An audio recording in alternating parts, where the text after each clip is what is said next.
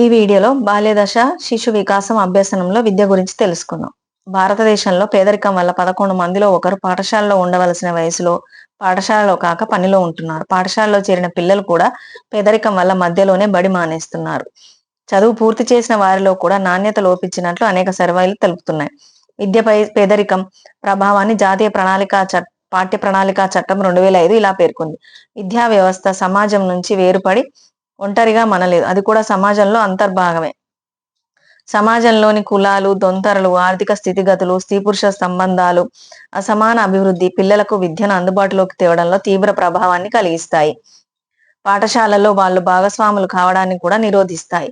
బడిలో చేరడంలోనూ, చదువును పూర్తి చేయడంలోనూ వివిధ సామాజిక ఆర్థిక వర్గాల పిల్లల్లో కనిపించే వ్యత్యాసాలను చూస్తే ఇది మనకు అర్థమవుతుంది. నగరాల్లోను, గ్రామాల్లోనూ గల దళిత, ఆదివాసీ బాలికలు విద్యా విషయంగా బాగా నష్టపోతున్న వాళ్ళు. మన విద్యా వ్యవస్థే భిన్న వర్గాల పిల్లలకు భిన్న విద్యానుభవాలను అందించేలా విభక్తమై ఉంది. మన గ్రామాల్లో, నగరాల్లో ఎక్కడైనా ఈ దుస్థితిని మనం చూడొచ్చు.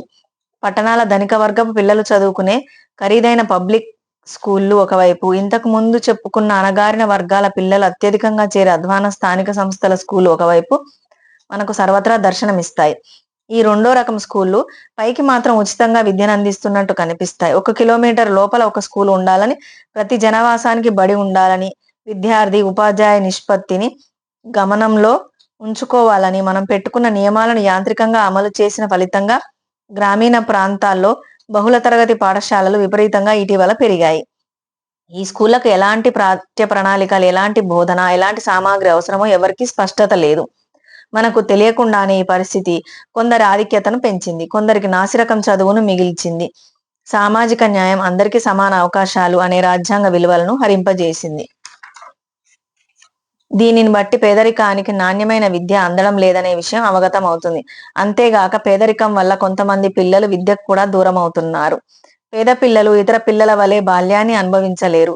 వీరు ఆటపాటలకు, అభివృద్ధికి దూరమయ్యే అవకాశం ఉంటుంది. వీరు బాల కార్మికులుగా మారే అవకాశం కూడా ఉంటుంది.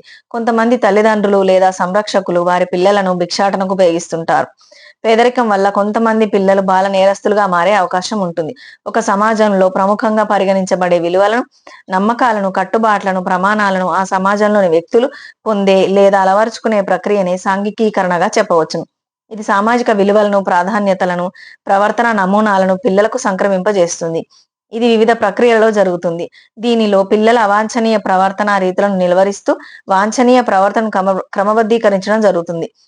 పిల్లల తల్లిదండ్రులు, ఇతర కుటుంబ సభ్యులు, సమవయస్కులు, పాఠశాలలు, మత సంస్థలు, సామూహిక ప్రసార సాధనాలు మొదలగు వాటి ద్వారా సాంఘికీకరణం జరుగుతుంది. సాధారణంగా ఎవరి సాంఘికీకరణ అయినా కుటుంబంలో ప్రారంభమవుతుంది. కుటుంబ సాంఘిక, ఆర్థిక, సంస్కృతిలోని తేడాలు పిల్లల సాంఘికీకరణలో ప్రముఖ పాత్ర వహిస్తాయి. సాంఘిక స్థాయిలో భేదాలు. కుటుంబ సాంఘిక స్థాయి అనేది ప్రధానంగా ఆ కుటుంబ సభ్యుల విద్యాస్థాయి, వృత్తి, వ్యాపారం లేదా ఉద్యోగము, కులము మొదలగు వాటిపై ఆధారపడి ఉంటుంది. చదువుకున్న తల్లిదండ్రులకు సాంఘికీకరణ ప్రాధాన్యత తెలిసే అవకాశం ఎక్కువగా ఉంటుంది. వీరు పిల్లల సాంఘికీకరణ పెంపొందించేందుకు ఎక్కువగా దోహదపడే సామర్థ్యాన్ని కలిగి ఉంటారు. పిల్లలకు కావాల్సిన ప్రోత్సాహాన్ని, సౌకర్యాలను కల్పించగలుగుతారు.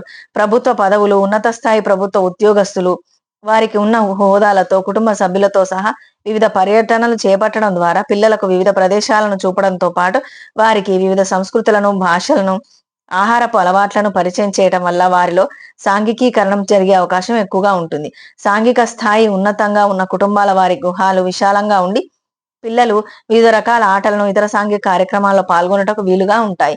వీరి గృహాలకు అనేక మంది అతిథులు వచ్చిపోతుంటారు. కాబట్టి పిల్లలు వారితో ప్రతిచర్యలు జరపడం లేదా వారిని పరిశీలించటం వల్ల సాంఘికీకరణం చెందుతారు. కొన్ని సందర్భాలలో సాంఘిక స్థాయి బాగా ఉన్న కుటుంబాలలోని పిల్లలు విలాసవంతమైన జీవితానికి అలవాటు పడి వారు జీవించే సమాజం ఆమోదయోగ్యం కాదని ప్రవర్తనను అలవర్చుకునే ప్రమాదం కూడా ఉంది.